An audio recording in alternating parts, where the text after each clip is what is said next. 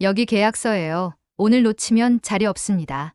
그녀의 목소리가 칼날처럼 날아와 귓불을 스쳤다. 펜촉이 딱 하고 종이 모서리를 찍을 때 나는 내 심장의 박동이 한 칸 비어버리는 걸 분명히 들었다. 안녕하세요. 여기는 추억이 노래가 되고 인생이 대본이 되는 시간. 인생극장입니다. 당신의 이야기가 지금 시작됩니다. 며느리의 손은 단 한 번도 떨리지 않았다.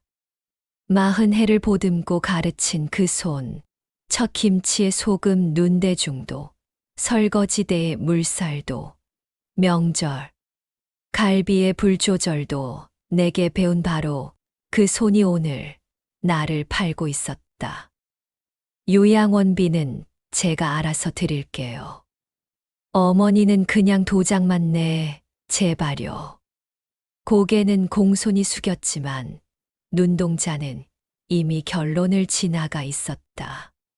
소독약 냄새와 형광등의 백색 소음, 얇은 비닐 장갑이 내 살을 스치며 내 이름을 벗겨냈다. 사무실 27번. 이름 대신 숫자가 목에 걸렸다. 300만 원. 내 값이 숫자로 적혀 있었다. 나는 속으로 중얼거렸다. 사람을 옮기는데 필요한 건 트럭이 아니라 서류 한 장이구나. 분노가 끓다 못해 응고했고 배신은 혀끝에서 쓴맛으로 번졌다. 하지만 여기서 끝이 아니었다. 그녀가 숨긴 더 깊은 구멍, 나도 모르게 찍힌 도장, 그리고 누군가가 대신 써 준 내 이름의 획. 봄과 여름의 경계에서 집의 냄새는 더 진해진다. 장독대의 숨, 마루의 햇빛, 지붕의 먼지와 비린 비. 은평의 오래된 다세대 꼭대기층, 나는 그 냄새들로 하루를 잴 줄 아는 사람이었다. 남편이 떠난 뒤에도 나는 집을 떠나지 않았다. 떠날 수 없었다. 집은 내 지문처럼 내게 찍혀 있었다. 문지방을 넘을 때마다 발바닥은 나를 확인했다. 며느리는 처음부터 차갑지 않았다. 결혼 초 내가 쥐어준 앞치마를 허리에 묶으며 엄마, 김치 숨 쉬는 소리 진짜 나요? 하고 묻던 그 눈. 그 눈이 믿음이었다. 나는 믿음으로 가르쳤고 믿음으로 밥상을 차렸다. 말하자면 믿음으로 가족이 되었다. 믿음은 그래서 더 잘 부서진다. 같은 온도로 오래 다려진 천일수록 한 번 찢기면 되돌릴 수 없다. 작년 초여름 나는 세숫대야 물을 들고 가다 미끄러졌다. 뒤통수에 별이 쏟아졌다. 며느리가 뛰어왔다. 어머니, 큰일 날 뻔했어요. 이사 가요, 제발요. 엘리베이터 있고 경보기도 있는 대로요. 그 말에는 걱정이 섞여 있었다. 그러나 걱정의 끝을 따라가 보니 정리라는 단어가 앉아 있었다. 나는 여기서 산다. 나는 짧게 말했다. 짧은 말은 방패다. 그녀의 입꼬리가 잠깐 떨어졌다. 그게 균열의 첫 소리였다. 며칠 뒤 동사무소에서 젊은 직원이 와서 장기 요양 등급 조사를 했다. 나는 평소보다 허리를 더 펴고 컵을 더 높이 들었다. 밥은 내가 한다. 빨래도 계단도. 젊은 직원은 자립의지 강함의 동그라미를 쳤다. 며느리는 아무 말 없었다. 대신 그날 밤 식탁 위에 부동산 전단과 실버타운 브로셔가 펼쳐졌다. 어머니, 요즘은 다 이렇게 해요. 간병도 시스템으로, 비용도 투명하게. 어머니는 편하게. 그녀의 편하게는 나의 내쫓기지 않게와 마찰했다. 나는 브로셔를 덮었다.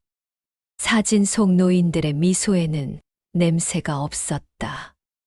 나는 냄새로 기억하는 사람이다. 냄새가 없는 삶은 종이 위 그림 같았다. 만져지지 않는. 장마가 시작되고 보일러가 삐걱댔다. 기사가 와서 말했다. 부품 단종입니다. 며느리가 재빨리 결론을 꺼냈다. 어머니, 이참에 아직 따뜻하다. 내가 잘났다. 그녀는 더 말하지 않았다. 말 대신 휴대폰을 오래 들여다봤다. 그 화면 속에서 무엇이 자라고 있었는지 나는 그때 몰랐다. 균열은 더 깊어졌다. 나는 이상한 것들을 발견했다. 현관 옆 신발장의 작은 봉투. 그 안엔 페이퍼 한 장.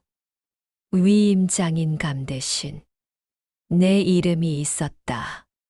글씨는 내 글씨가 아니었다. 회계 습관, 눌러 쓰는 습, 종이에 남는 피람 모두가 낯설었다. 이게 뭐냐? 내가 물었다. 어머니, 걱정 마세요. 절차예요. 병원 진료, 대리 같은 거요. 내 도장은? 오늘은 임시로. 내일 정식으로 할게요. 그녀는 말끝을 흐렸고 나는 말끝을 잡아당기지 못했다. 가족에게 의심을 걸어놓는 일은 내 손으로 내 밥상 다리를 걷어차는 일 같았다. 밥상은 뒤엎고 싶지 않았다. 나는 그날 밤 남편의 낡은 잠바 소매를 당겨 냄새를 맡았다. 사람의 냄새는 사람을 진정시킨다. 그러나 의심이 자라면 냄새도 색이 바랜다. 추석 일주일 전 며느리가 흰 봉투를 들고 왔다. 새로 산 듯 바삭한 봉투. 어머니, 내일 잠깐 같이 가요. 상담만. 어딜? 시설. 추석 전이라 자리가 딱 하나 났대요.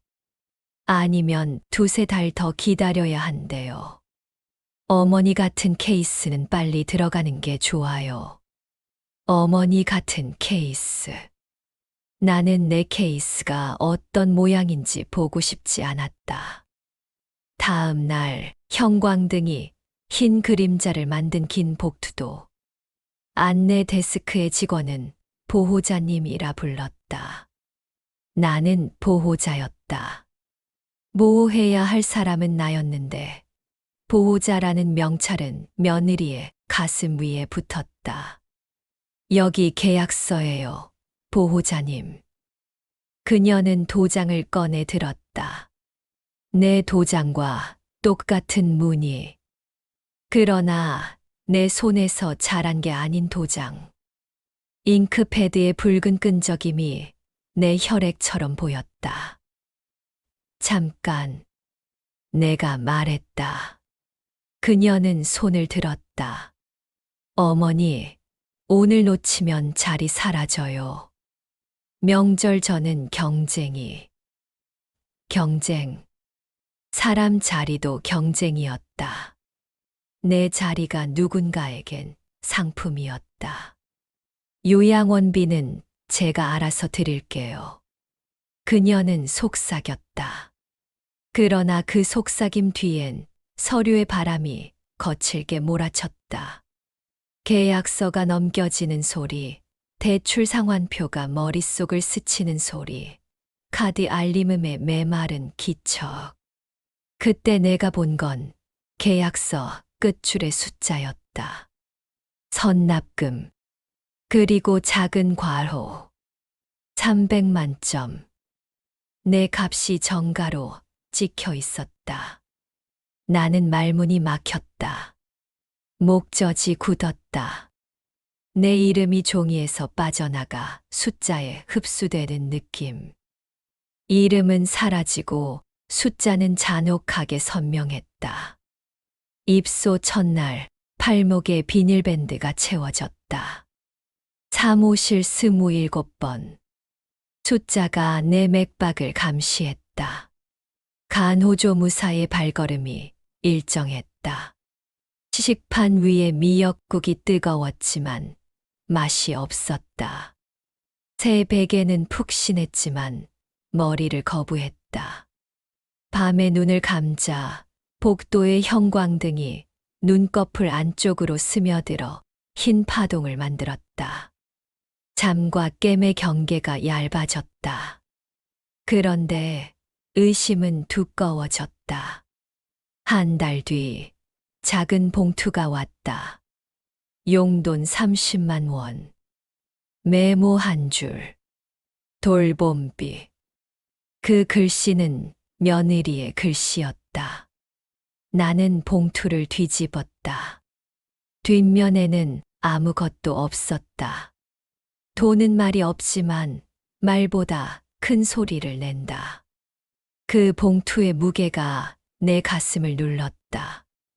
내가 산다는 감각 대신 내가 유지된다는 감각이 들이닥쳤다. 유지, 관리, 보관, 사람에게 쓰이면 모욕이 되는 단어들. 간호사가 귓속말했다. 할머니 보호자님이 정부 지원금 연계도 같이 받으셨대요. 본인 부담금이라. 그녀는 말을 줄였다. 나는 말을 늘리지 않았다. 대신 수첩을 꺼냈다. 날짜, 시간, 봉투의 두께, 메모의 글씨 기울기, 전화 연결 횟수 모든 걸 적었다. 기록은 숨 쉴 구멍이었다. 내가 숫자가 되어 가는 동안 나는 숫자를 붙잡아 나를 증명하기로 했다. 그날부터 내 펜촉은 수술칼처럼 날카로워졌다. 내 살을 베지 않고 내 억울만 도려내려면 칼끝이 정확해야 했다. 시간이 흘렀다. 추석이 지나고 김장철이 오고 첫눈이 와서 사라졌다. 그 사이 며느리는 단 한 번도 오지 않았다. 대신 또박또박 돈이 찍혔다. 정확히 30만 원. 마치 자동이체처럼. 그리고 어느 겨울 오후 TV 자막이 복도 끝에서 내 이름처럼 반짝였다. 노인 돌봄비, 착복 혐의 수사 착수. 자막은 빠르게 지나갔고 간호사는 황급히 리모컨을 눌렀다. 화면이 차분한 다큐로 바뀌었다. 그러나 이미 내 귀에는 다른 소리가 틀어졌다. 종이 넘어가는 소리, 도장이 찍히는 소리, 잉크가 말라붙는 소리. 그리고 내 이름을 대신 쓴 손의 소리. 그날 밤 민서가 내 손을 잡았다. 할머니, 저희가 같이 하죠. 끝까지. 그녀의 손은 따뜻했고 그 온기는 오래갈 싸움의 불씨가 되었다. 갈등은 여기서 불쑥 타올랐다. 다음 날 오후 며느리가 예고 없이 들이닥쳤다. 문을 열자마자 말했다. 어머니, 왜 그렇게 하셨어요? 민원 넣으셨다면서요? 뉴스까지 나고. 저 회사에서 징계 들어갈 수도 있어요. 그녀의 첫마디는 사과가 아니라 원망이었다. 내 뼈마디가 하나씩 덜컥거렸다. 사과는? 어머니, 저도 사정이 있어요. 애들 학원비, 대출, 생활비 어머니도 아시잖아요. 그래.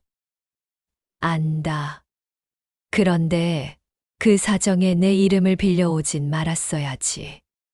그녀는 발끝을 안쪽으로 말았다. 손에 쥔 가방끈이 하얗게 변했다. 사람이 살다 보면 죄를 지지 변명을 하진 않는다. 내가 그렇게 말하자 그녀의 눈빛이 딱딱하게 굳었다. 어머니, 그렇게까지 말씀하실 건 없잖아요. 제가 언제 내 팔목 밴드에 숫자가 달린 날부터 나는 그녀를 똑바로 바라봤다.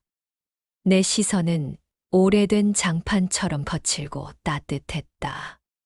그 거칠음이 그녀의 볼을 스쳤다. 오늘은 여기서 끝내지 말자. 법과 제도, 사람과 돈 다 꺼내자. 어머니. 그녀는 뒤로 물러섰다. 뒤로 물러서는 사람은 발꿈치로 본심을 밟는다. 나는 그 소리를 들었다. 밤새 잠이 오지 않았다. 수첩을 펼쳐 마지막 장에 적었다.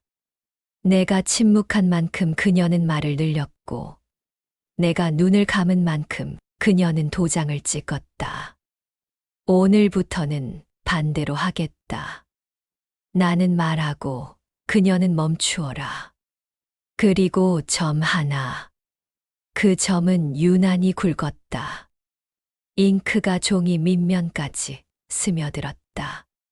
내 의지는 종이도 통과할 작정이었다. 새벽녘 창밖이 희어질 때쯤 깨달았다. 싸움은 집을 돌려받는 싸움이 아니라 내 이름을 되찾는 싸움이라는 것을. 집은 주소였고 이름은 존재였다. 나는 존재부터 수습해야 했다. 그 순간 복도 끝에서 발소리가 다급하게 다가왔다. 어르신, 구청에서 연락 왔어요. 사실 확인한다고 오늘 바로. 나는 고개를 끄덕였다. 악으로 웃음이 나왔다. 그래. 오늘부터 내 이름으로 말하자. 그리고 속으로 덧붙였다.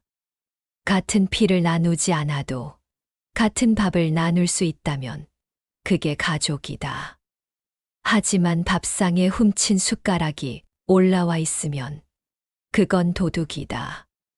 나는 숟가락을 정면으로 들이밀 준비를 했다. 하지만 그날 낮 모든 게 더 크게 터질 줄은 몰랐다. 오전 10시 30분 구청 민원실. 공기 중에 플라스틱과 먼지, 프린터, 토너 냄새가 뒤섞였다. 전광판 숫자가 무심히 넘어갔다. 내 번호표는 B-117점. 종이장 한 장이 내 차례를 담고 있었다. 민서가 내 옆에서 조용히 숨을 맞췄다. 지팡이 끝이 바닥에 딱 하고 작은 점을 찍었다. 오늘 나는 내 이름으로 점을 찍으러 왔다. 직원 2명, 조사관 1명, 녹취 장비 하나. 테이블 위에 서류가 포개졌다. 장기 요양 인정서, 급여 제공 기록지, 면회 대장, 본인 부담금 납부, 영수증, 자동이체 신청서. 종이들은 차갑고 정직한 얼굴을 하고 있었다.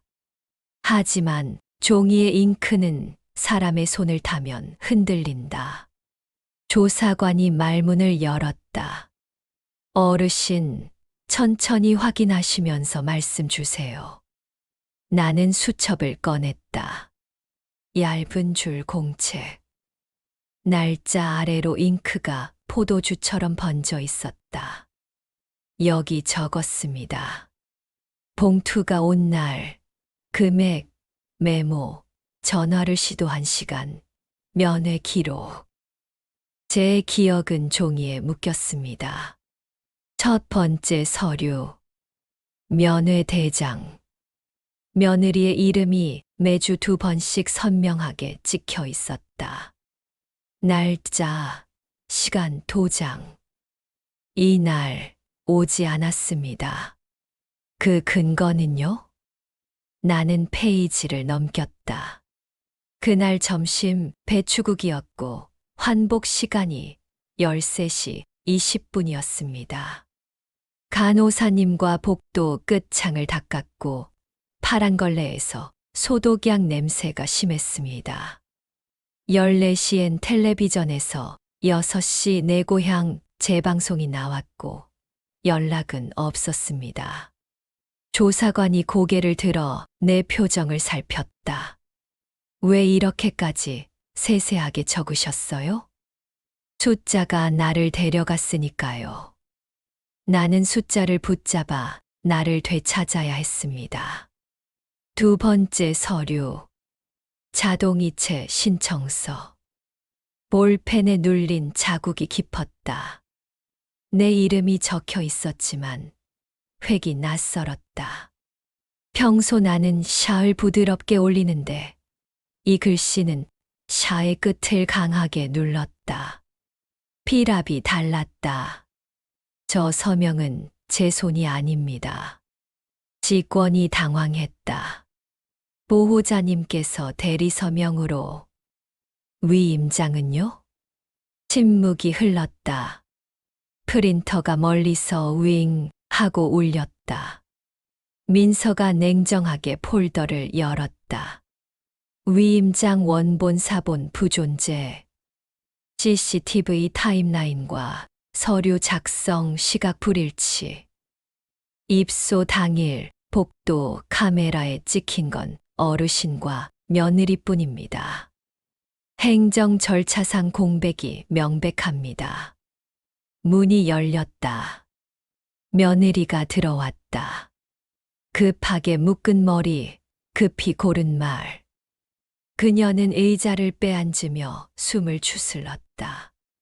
저 어머니, 절차 때문에 잠깐. 나는 손을 들었다. 사과 먼저. 그녀는 입술을 깨물었다. 다시 조심스레 고개를 숙였다. 죄송합니다. 짧았다. 그러나 이번엔 도망치지 않았다. 눈동자가 삐지 않았다. 대신 낮고 지친 정직함이 엷게 번졌다. 조사관이 중재하듯 말했다. 보호자님, 여기 면회대장과 급여 기록지 서명자가 모두 동일인입니다. 지원금 수령 내역과 합쳐 사실 확인이 필요합니다. 알겠습니다. 며느리가 대답했다. 목소리는 작았다. 작다고 가벼운 건 아니다. 작아서 더 무거울 때가 있다. 자리에서 일어난 뒤 민원실 복도에서 우리는 나란히 섰다. 나는 벽에 기대고 숨을 골랐다. 형광등 아래에서 먼지가 빛을 머금었다. 나는 말했다. 내가 처음 우리 집에 들어온 날. 그녀는 눈을 들었다.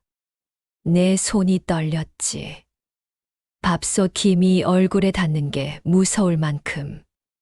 그때 나는 내 손을 잡았고 너는 엄마라고 했다. 그녀는 입술을 눌렀다. 그 다음은 내가 말해라. 네. 그녀는 시선을 바닥에 떨구고 한 글자씩 꺼냈다. 대출이 늘고 카드값이 겹치고 회사에서 구조조정 얘기가 돌고 어머니가 넘어지셨다는 얘기를 듣고 두려움과 욕심이 섞였어요. 빨리 결정해야 한다는 말에 밀렸고요.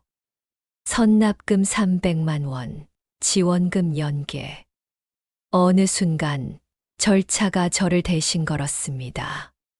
저는 끌려갔어요. 그러다 제가 끌었다는 걸 나중에 알았죠. 그녀의 고백은 흐르는 듯 했지만 끝은 찢어진 종이처럼 울퉁불퉁했다. 그날 오후 요양원 원무과에서 서류 일치 여부를 확인했다. 내 사인이 아니었다. 원장은 식은땀을 닦으며 말했다. 내리서명 금지, 재교육 즉시 시행하겠습니다. 벽면 게시판에 새 공지가 붙었다. 그 작은 종이장 하나가 총탄처럼 귀를 때렸다. 나는 원장을 똑바로 보았다. 다시는 숫자 앞에 숨지 마시오. 원장은 고개를 숙였다. 그 사이 다른 불씨도 번졌다. 아들의 회사에서 징계위원회 소집. 동네에서 도는 억측. 어머니가 며느리를 고발했다더라. 가정사가. 사람들의 입은 빨랐고 사실은 뒤따랐다. 밤, 아들이 전화했다. 엄마, 미안해. 내가 더 빨리 알아봤어야 했는데. 괜찮다. 엄마가 늘 그러잖아. 그 말 뒤에 숨어버렸어. 이제 나오면 된다. 우리는 오래 침묵했다. 침묵 사이로 새벽이 들어왔다. 다음 날 민서가 내 방으로 달려왔다. 할머니, 제보 들어왔어요. 입소 알선 코디네이터. 자리값이라는 이름의 돈. 선납금 중 일부가 빠져나갔다고. 나는 고개를 끄덕였다. 퍼즐의 가장자리부터 맞춰졌고, 이제 가운데가 보이기 시작했다. 300만 원은 문턱이었다. 문턱 너머에는 사람과 제도가 얽힌 더 깊은 방이 있었다. 우리는 경찰서로 갔다. 조사실의 공기는 말수가 적었다. 나는 내 기록으로 말했고, 민서는 절차로 보탰다. 조사관은 메모를 멈추며 내 눈을 봤다. 어르신, 이 싸움 길 겁니다. 중간에 지치실 수도 있어요. 길면 좋습니다. 왜요? 오래 가는 건 오래 남습니다. 빨리 한 건 빨리 잊히고요. 조사관이 작게 웃었다. 네, 오래 가게 하죠. 돌아오는 길, 우리는 다리 위에 섰다. 강물이 낮게 흘렀다. 민서가 물었다. 할머니, 며느리 용서하실 수 있을까요? 나는 강을 바라보다 대답했다. 용서는 내일의 일이다. 오늘은 진실이 먼저다. 바람이 대답 대신 얼굴을 스쳤다. 차가웠다. 그러나 깨끗했다. 그날 밤 며느리에게서 메시지가 왔다. 어머니, 마지막으로 얘기할 수 있을까요? 나는 짧게 답장을 보냈다. 내일, 낮. 사람 많은 데서. 카페. 통유리 너머로 햇살이 바닥을 빚어냈다. 우리는 마주 앉았다. 그녀는 하얀 봉투를 꺼냈다. 지원금 반납분 모은 거예요. 다 채우진 못했지만 나는 봉투를 밀어 돌려주었다. 돈으로 해결할 수 있는 건 둘째다. 첫째는 내가 내 혀로 내 죄를 말하는 것. 둘째는 내 손으로 내 죄를 원상복구하는 것. 셋째는 내 발로 내 죄를 막는 곳을 찾아가는 것. 그녀는 고개를 끄덕였다. 고발장 접수했습니다. 조력자들 이름도 적었습니다. 나는 놀라지 않았다. 대신 한 문장을 더했다. 그리고 내 삶에 다시 발을 들일 땐 묻고 들어와라. 내가 정하는 게 아니라 내가 정한다. 그녀의 눈가가 젖었다. 울음은 꾹 참고 말은 또렷했다. 네. 돌아오는 길, 민서가 속도를 늦췄다. 할머니, 다음 주에 공개 간담회서 주시겠어요? 서겠다. 무섭지 않으세요? 무서워야 제대로 선다. 그날 밤 나는 마지막 줄을 썼다. 분노는 칼이고 진실은 손잡이다. 나는 이제 손잡이를 잡았다. 그때는 몰랐다. 다음 장면이 피와 눈물과 숨고를 한 번에 흔들어 놓을 줄은. 공개 간담회 이틀 전 요양원 원무과에서 전화가 왔다. 어르신, 내일 감사팀이 내려옵니다. 참고인 인터뷰 부탁드려요. 나는 끄덕였다. 전화를 끊자마자 어지럼이 휘청였다. 손잡이를 잡고 천천히 숨을 고르며 생각했다. 내 몸이 먼저 신호를 보내네. 오래 버틴 마음이 몸을 추월한 날. 감사팀 면담실. 녹음기가 빨간 점을 켰다. 밖은 비가 왔다. 비가 오면 소독약 냄새가 강해진다. 어르신, 입소 결정 당시 음성 녹취나 문자, 전단지 같은 거 보관하신 게 있을까요? 나는 고개를 저었다. 없습니다. 대신 냄새와 소리를 기록했습니다. 감사팀장이 고개를 갸웃했다. 문이 열리고 내부 고발자가 들어왔다. 간호조무사였다. 눈 밑이 푸르스름했다. 그녀는 떨리는 손으로 서류를 꺼냈다. 자리값, 소개 수수료, 대리 서명 저는 받습니다. 저도 돈을 받았습니다. 방 안이 무거워졌다. 어딘가에서 의자 바퀴가 끽 소리를 냈다. 죄송합니다. 그녀의 사과가 바닥으로 굴러 떨어졌다. 땅이 그것을 삼켰다. 감사팀장은 짧게 메모를 했다. 진술서에 그대로 담겠습니다. 그날 밤 복도에서 며느리를 다시 마주쳤다. 그녀는 손에 작은 종이컵을 들고 있었다. 미지근한 커피 냄새가 났다. 어머니 내일 법률지원센터에서 상담 받아요. 저 피하지 않겠습니다. 나는 짧게 대답했다. 그래. 그녀가 고개를 숙인 채 지나가려 할 때 나는 소리 없이 한마디를 얹었다. 내 아이들에게 오늘 내 발걸음을 보여줘라. 변명 말고. 그녀는 멈춰서서 고개를 끄덕였다. 그 끄덕임은 묵직했다. 쉬운 끄덕임이 아니었다. 간담회 날 아침 내 심장은 규칙을 잃었다. 어지럼, 구토감, 간호사가 혈압계를 감았다. 어르신 수치가 높아요. 무리하시면 안 돼요. 나는 웃었다. 오늘은 무리가 내 편이요. 민서가 내 손을 잡았다. 짧게 하고 내려와요. 약속, 약속. 강당, 셔터 소리, 사람들의 숨, 마이크의 잡음. 내 순서. 마이크 앞에서 나는 단호하게 말했다. 저는 이름을 잃었다 살아난 사람입니다. 객석이 숨을 죽였다. 나는 내 기록을 읽었다. 날짜, 냄새, 소리, 봉투.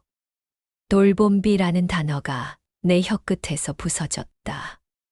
그때 뒤쪽 추인문이 쾅 열렸다. 코디네이터가 밀려 들어왔다. 검은 점퍼, 급한 발. 그 뒤를 경찰 2명이 따랐다. 당당히 술렁였다. 사회자 목소리가 떨렸다. 질서 유지 부탁드립니다. 코디네이터는 나를 보며 입술을 비틀었다. 어르신, 제가 한 건 관행이에요. 모두가 나는 끊었다. 관행이 죄를 작게 만들지 않는다. 폴리스 라인이 둘을 가르며 좁혀졌다. 그 순간 내 시야가 순식간에 흩어졌다. 천장이 기울었다.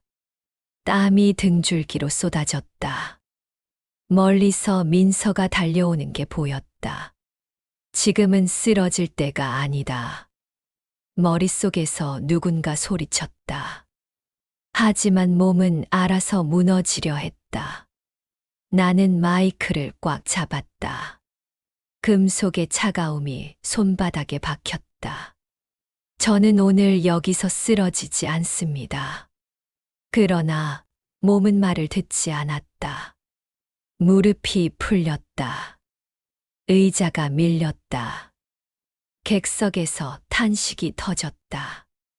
시야가 흑백으로 바뀌었다.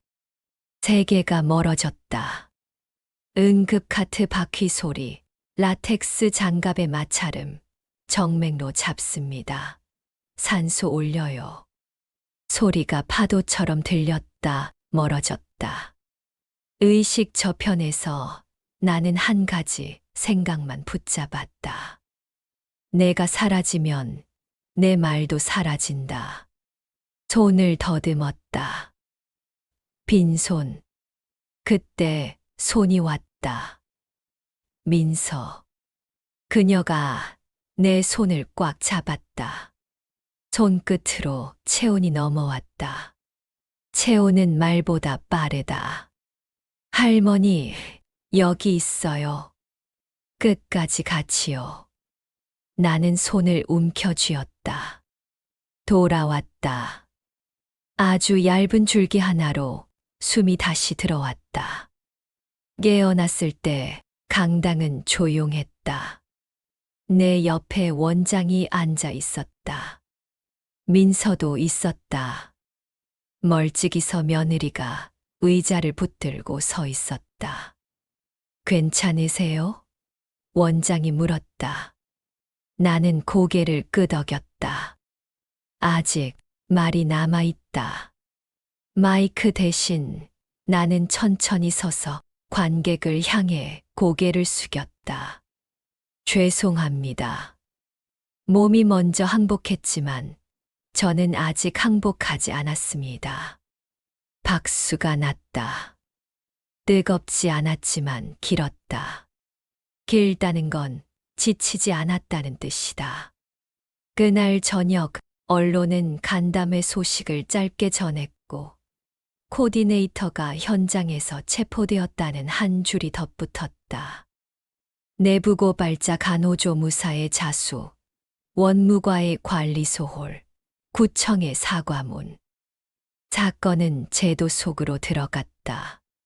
나는 침대에 누워 천장을 보았다. 싸움의 일막이 끝났다. 분노는 제자리를 찾고 증오는 자리를 잃었다.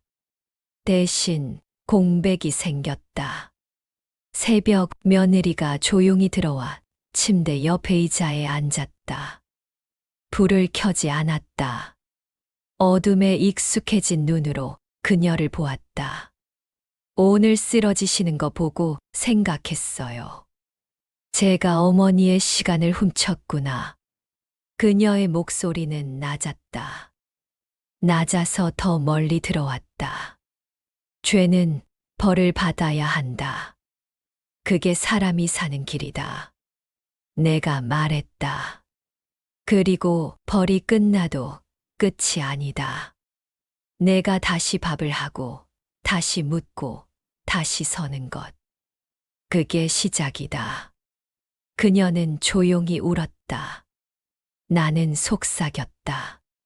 오늘 내 이름으로 다시 선다. 그리고 알았다. 다음은 내 안을 먼저 돌려 세우는 일이라는 것을. 용서는 타인을 위한 일이 아니라 나를 위해 여는 문이라는 것을. 하지만 그 문을 열기 전 나는 문손잡이를 오래 만지고 서 있을 것이다. 아직 다짐의 온도를 기억해야 하니까. 아침 햇살이 얇은 종이처럼 커튼에 붙어 있었다. 밤새 뒤척인 흔적이 베개의 잔열처럼 남았다. 몸은 아직 완전히 돌아오지 않았지만 마음은 기이하게 고요했다. 민서가 이른 시간에 들렀다. 할머니, 오늘 커뮤니티 케어 팀이 오기로 했어요. 동네 전원 모델 설명해 준대요. 집은 작지만 하루는 넓어진다고. 나는 물컵을 들어 물을 한 모금 삼켰다. 작아도 내게 맞으면 넓다. 그녀가 미소 지었다. 맞아요. 오전 10시 복지관 팀과 구청 주거복지팀이 함께 왔다. 지도 한 장이 테이블 위에 펼쳐졌다. 빨간 동그라미 여러 개. 공공임대 엘리베이터 그린 생활권. 단어들이 정갈하게 놓였다. 어르신, 낮에는 복지관 프로그램, 방문 요양 방문 간호 연계. 밤에는 안전장치 설치된 소형 임대주택.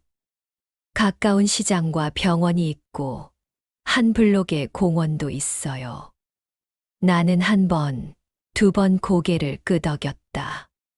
머릿속으로 냄새 지도를 그렸다. 부추전 기름 냄새가 날 것 같고 빵집의 버터 냄새가 스칠 것 같고 비 오는 날이면 흙 냄새가 복도 끝까지 따라올 것 같은 동네. 한 가지 조건이 있습니다. 내가 먼저 입을 열었다. 모두가 고개를 들었다. 내가 정한다. 누가 오고, 누가 들어오고, 무엇을 둘지. 집은 주소가 아니고 주인이요. 주거복지 팀장이 웃었다. 그 권리 보장해 드리려고 저희가 왔습니다. 점심 무렵 요양원 원장이 내 방을 찾아왔다. 표정이 지난번보다 부드러웠다. 어르신, 어제 이후 내부 게시판 전면 교체했고 면회 기록 전자공개 시스템 도입 들어갑니다. 대리 서명은 원천 금지, 모든 결제는 이중 확인으로. 나는 천천히 고개를 끄덕였다. 사과는 길 위에서 보이오. 종이에만 잊지 말고. 네. 원장은 깊게 허리를 숙였다. 그의 허리가 진심을 닮아가는지 지켜보는 일은 앞으로의 몫이었다. 믿음은 하루에 자라지 않는다. 오후 상담실에서 며느리와 마주 앉았다. 낮은 테이블 위에 종이컵 2개. 커피는 식어 있었고 말은 뜨거웠다. 어머니. 그녀가 먼저 말했다. 그래. 저 법률지원센터 다녀왔어요. 조사에 협조하고 반납 가능한 건 다 돌려놓기로 했어요. 내부자들 이름도 코디네이터도 숨지 않겠습니다.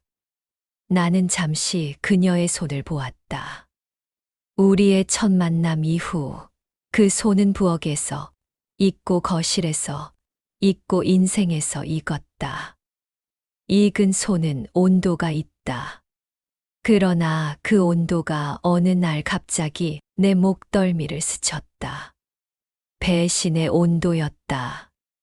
오늘의 온도는 미묘했다. 좋다. 그건 너의 싸움이다.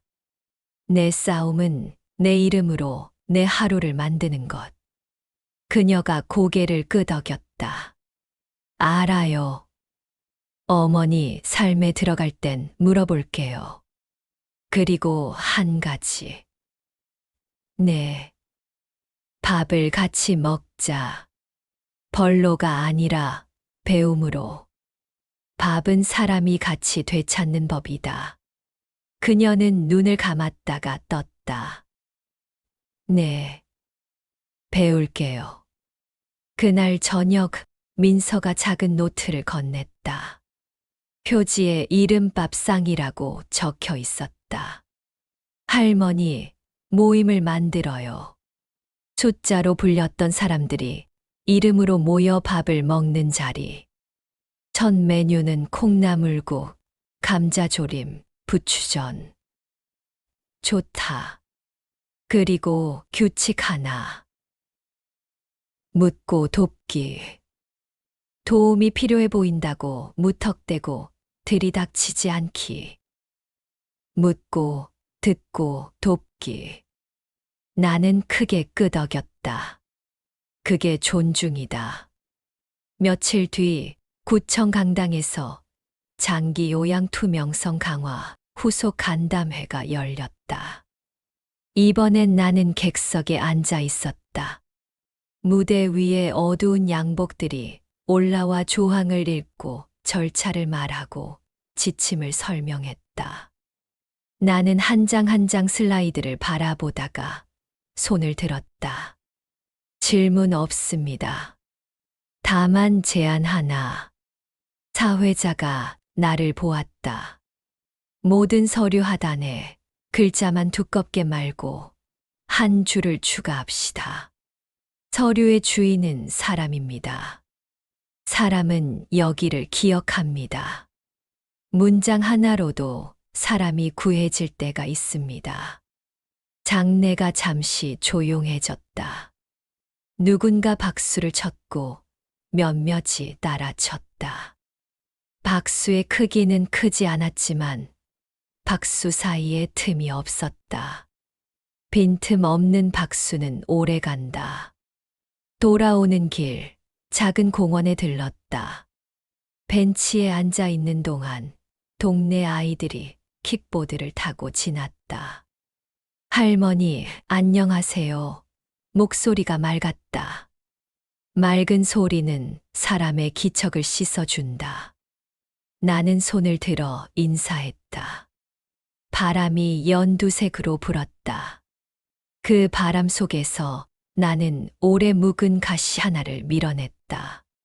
가시는 나갈 때 아프고 나가고 나면 가벼워진다.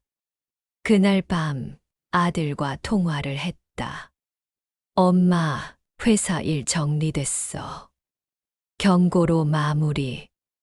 대신 사회공헌 팀이랑 커뮤니티, 케어 지원 봉사 들어가래. 좋네. 엄마 집 정해지면 내가 벽에 선반 달아줄게. 못은 최소로. 벽 다치게 안 하게. 나는 웃었다. 벽도 사람 같지. 너무 많이 뚫으면 아프다. 그러게. 침묵이 잠깐 흘렀다. 그는 조심스럽게 물었다. 엄마, 나 잘하고 있지? 나는 대답했다. 괜찮다. 그 말, 이제 진짜다.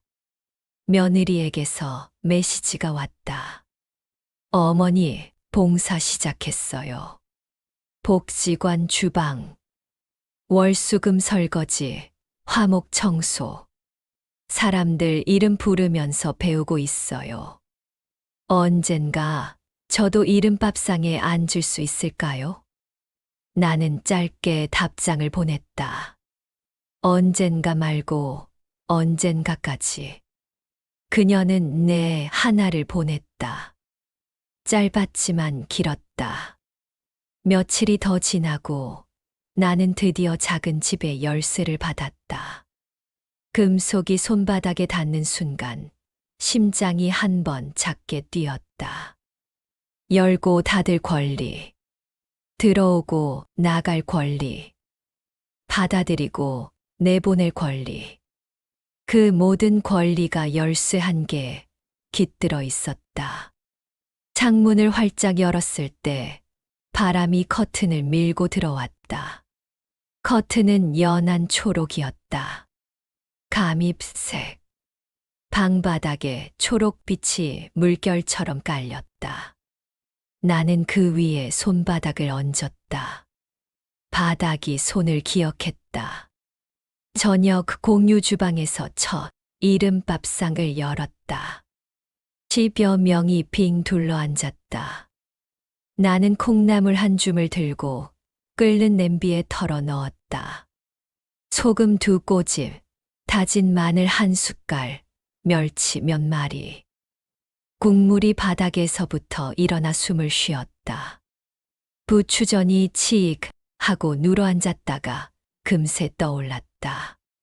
감자조림이 달큰하게 윤이 났다. 시작합시다. 내가 말했다.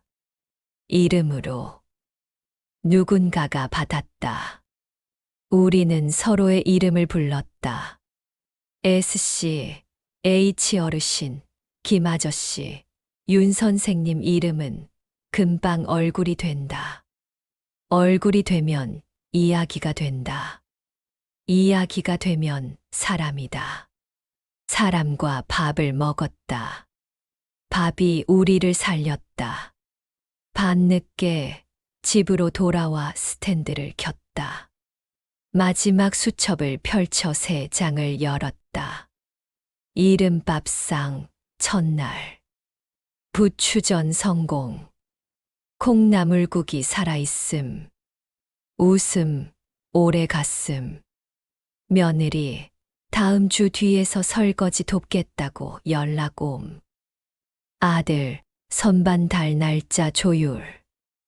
내 마음, 오늘 초록. 펜 끝에서 초록이 묻어나오는 것 같았다. 나는 한 줄을 더 적었다. 용서는 추억을 지우는 것이 아니라 추억의 자리를 옮기는 일. 점 하나. 점은 오늘도 둥글게 찍혔다. 하지만 그때는 몰랐다. 오래 기다린 감나무와 다시 마주한 그 골목이 내 모든 문장을 한 번 더 뒤집어 놓을 줄은. 이사 다음 주 반장이 전화를 했다. 어르신, 시간 되면 한번 동네 오세요. 새 세입자분들이 감나무 잘 돌보고 계신데 인사드리고 감 보러 오시라고. 나는 잠시 숨을 고르고 대답했다. 갑니다. 민서와 버스를 탔다. 차창에 스치는 동네가 시간의 필름처럼 뒤로 흘렀다. 시장 입구의 튀김 냄새, 문구점 앞 풍선의 반짝거림, 약국 간판의 파란 십자가. 버스벨을 누르는 순간 심장이 옛 주소를 쿵 하고 눌렀다. 골목에 들어서자 바람이 방향을 바꿨다. 담장 너머 감나무. 여름빛으로 덮인 잎사귀 사이로 아직 덜 익은 감이 툭툭 달려 있었다. 나는 담장에 손을 얹었다. 시멘트의 거칠음이 손금 사이로 스며들었다. 새 세입자 부부가 나왔다. 상냥한 눈, 빠른 인사. 어르신, 안녕하세요. 감은 저희가 매일 물 주고 있어요. 가을에 익으면 꼭 따 가세요. 감은 나무 것도, 동네 것도, 손 닿는 사람 것도. 내가 웃자 그들도 웃었다. 웃음은 담장을 넘었다. 담장 너머로 고양이가 하품을 했다. 평화가 길을 건넜다. 나는 대문을 오래 바라봤다. 대문은 다른 색이었고 문고리도 달랐지만 바람이 문틈을 지나가는 소리는 같았다. 그 소리를 들으며 나는 고개를 끄덕였다. 집은 주소가 아니라 습관이구나. 바람과 빛과 손길의 습관. 나는 그 습관을 새 집에 옮겨 심을 줄 아는 사람이 되어 있었다. 돌아오는 길, 반장이 주머니에서 작은 봉투를 꺼냈다. 어르신, 이건 동네 회의 때 모인 마음입니다. 감나무 전지 작업하는 비용 조금, 어르신 새 집 화분 하나 값 조금. 나는 두 손으로 봉투를 감싸 쥐었다. 받았다. 감사합니다. 그런데 다음엔 봉투 말고 사람을 보내주세요. 사람을 보는 게 더 힘이 됩니다. 반장이 고개를 끄덕였다. 그렇죠. 다음엔 젊은 애들 보내서 화분 들고 가게 하지요. 우리는 웃었다. 웃음이 강바람을 타고 멀리 갔다. 집에 돌아오니 아들이 드릴과 작은 선반을 들고 기다리고 있었다. 엄마, 어디에 달아요? 침대 옆. 수첩 놓을 자리. 수평자 여기. 빗으로 2군데만. 탁, 탁. 드릴 소리가 벽을 찢지 않고 길을 냈다. 선반이 벽에 붙는 순간 방이 안정을 얻었다. 엄마, 손 대봐. 나는 손으로 선반의 모서리를 눌렀다. 단단했다. 괜찮다. 아들이 선반에 수첩을 올려놓았다. 표지에 손때가 빛났다. 그는 작은 화분 하나를 옆에 더 올렸다. 감입 3개 다육이. 엄마의 초록. 나는 목이 뜨거웠다. 고맙다. 그는 어깨를 으쓱했다. 엄마가 먼저 나를 사람이 되게 했어. 저녁 이른밥상 2번째 모임. 이번엔 며느리가 주방 뒤에서 설거지를 맡았다. 앞치마를 두르고 입술을 꾹 다문 채 접시를 1장, 2장 닦았다. 그 모습을 나는 멀리서 보았다. 가까이 다가가지 않았다. 용서는 가까이 붙는 게 아니라 적정 거리를 찾아가는 일이라는 걸 이제 안다. 식사가 끝나자 내가 말했다. 오늘은 한 사람에게 시간 한 줌. 사람들이 서로를 보았다. 나는 며느리를 향해 고개를 끄덕였다. 그녀가 앞치마를 벗고 조심스레 서 있었다. 오늘 저는 흰 접시를 닦았습니다. 얼룩이 남으면 다시 닦았습니다. 제 마음에도 얼룩이 있겠죠. 오늘은 그 얼룩을 본 날입니다. 내일은 그 얼룩을 문지르는 날이길 바랍니다. 짧은 박수가 났다. 누군가가 연신 눈가를 훔쳤다. 나는 손가락으로 테이블 가장자리를 천천히 쓸었다. 나무결이 부드러웠다. 상처난 나무도 오래 쓰면 윤이 난다. 사람도 같다. 그 주 토요일 구청에서 후속 발표가 나왔다. 대리서명 전면 등지 면회기록, 전자공개요 양비 영수증, 의무 발급 코디네이터, 등록제 도입. 문장들이 길었지만 이번엔 살 냄새가 났다. 사람의 손에서 나온 문장이었다. 민서가 문자를 보냈다. 할머니, 해냈어요. 나는 답장을 보냈다. 우리가 시작했지. 끝내는 건 다음 사람. 릴레이의 바톤처럼 마음이 넘어갔다. 사건의 법적 절차도 마침표를 찍었다. 코디네이터는 처벌을 받았고 내부자들은 직에서 물러났다. 며느리는 사회봉사 명령과 교육 명령을 받았다. 판결문을 읽는 동안 나는 무릎 위에서 손을 맞잡았다. 오래된 떨림이 다시 올라오려 했지만 이번엔 올라오지 않았다. 대신 한 문장만 떠올랐다. 머리 배움이 되면 사회는 조금 나아간다. 그날 저녁 며느리가 문 밖에서 머뭇거렸다. 들어올까요? 나는 문을 열어주며 말했다. 묻고 들어와라. 들어가도 될까요? 들어오너라. 우리는 작은 테이블에 마주 앉았다. 그녀가 손에 든 봉투를 내밀었다.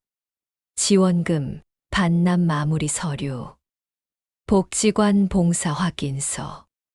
나는 봉투를 열지 않고 선반 위에 올려두었다. 밥은 하고 왔니? 그녀가 웃었다. 알배추 된장국. 멸치 오래 우렸어요. 다음엔 내 된장국으로 밥상에 앉자. 네. 말이 끝난 자리에 침묵이 앉았다. 우리는 그 침묵을 함께 먹었다. 맛있었다. 말이 많으면 배가 부른 법이 없다. 오늘은 침묵으로 배가 찼다. 며칠 뒤 복지관에서 보이스 북보이스 복 만들기 프로그램이 열렸다. 각자 자기 목소리로 자기의 기록을 한 권에 묶는 작업. 나는 내 수첩을 바탕으로 짧은 문장들을 옮겨 적었다. 나는 사무실 27번이었다. 나는 다시 이름이 되었다. 도장은 쉽게 찍히고 이름은 어렵게 선다. 밥상은 벌이 아니고 배움이다. 용서는 지우개가 아니라 지도다. 마지막 장에 작은 감잎을 말려 붙였다. 초록이 서서히 갈색으로 변해가는 걸 보며 생각했다. 빛을 오래 쬐다고 다 초록으로 남지 않는다. 그러나 빛을 오래 쬐 잎은 갈색이어도 따뜻하다. 내 삶도 그럴 것이다. 여름이 더워질수록 초록 커튼은 더 초록이 되었다. 오후 4시 빛이 바닥에 얇게 깔릴 때면 나는 의자를 옮겨 그 위에 앉았다. 빛의 온도가 다리뼈를 데웠다. 어느 날 그 빛 위에 난 꽃 한 송이가 천천히 고개를 들었다. 며느리가 가져온 근안. 물을 적당히 주고 말을 적당히 걸어 주었더니 결국 살아났다. 식물도 사람도 적당히가 산다. 나는 난 꽃을 보며 조용히 말했다.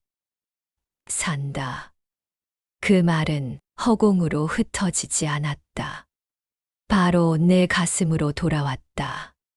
제자리로. 가을이 다가오던 어느 날 반장이 사진을 보냈다. 감나무 가지의 주황빛. 이제 오세요. 우리는 또다시 골목으로 갔다. 사다리를 타고 올라간 새 세입자 남자가 조심스럽게 감을 따서 내려주었다. 손바닥 위에서 감이 묵직했다. 나는 주름진 손가락으로 감 꼭지를 어루만졌다. 달겠다. 한 입 베어 물었다. 떫음이 먼저 오고 단맛이 뒤따랐다. 나는 웃었다. 사는 맛이네. 멍하니 내 표정을 보던 며느리가 따라 웃었다. 우리 웃음 사이에 바람이 지나갔다. 바람은 아무에게도 편들지 않았다. 그냥 지나갔다. 그게 좋았다. 집으로 돌아오니 이른밥상 단톡방에 메시지가 쏟아졌다. 오늘 메뉴 들깨 미역국에 호박볶음 깍두기. 신규 참가자 2분 전 요양원 5호실. 현재는 이름 55. 사람들은 자신을 숫자가 아니라 이름으로 소개했다. 나는 휴대폰 키보드를 천천히 눌렀다. 오늘 감 1개 나눕니다. 넓음 뒤에 단맛 이야기로 나눌게요. 민서가 바로 답장을 붙였다. 넓음도 맛입니다. 오늘의 주제 넓음의 쓰임 어떠세요? 좋다. 나는 혼잣말을 했다. 넓음이 있어야 단맛이 늦게라도 오는 법. 내 삶은 늦게 단맛을 배웠다. 늦게 배운 맛은 빨리 사라지지 않는다. 밤, 선반 위 수첩을 덮으며 마지막 문장을 적었다. 며느리가 날 요양원에 팔았다. 단돈 300만 원에. 그 숫자에서 시작한 길이 오늘은 이름으로 끝난다. 아니, 끝나는 게 아니라 이어진다. 내일의 누군가에게. 오늘의 점은 유난히 밝았다. 잉크가 반짝이는 것 같았다. 스탠드를 끄며 나는 조용히 인사했다. 수고했다, 나. 그리고 한 번 더. 고맙다, 여러분. 청취자 여러분, 끝까지 함께 해주셔서 감사합니다. 이 이야기가 누군가의 오늘의 작은 용기가 되길 바랍니다. 영상이 마음에 드셨다면 구독과 좋아요, 알람 설정 꾹 눌러주세요. 인생 극장을 여러분과 함께 만들겠습니다. 인생 극장을 찾아주셔서 감사합니다.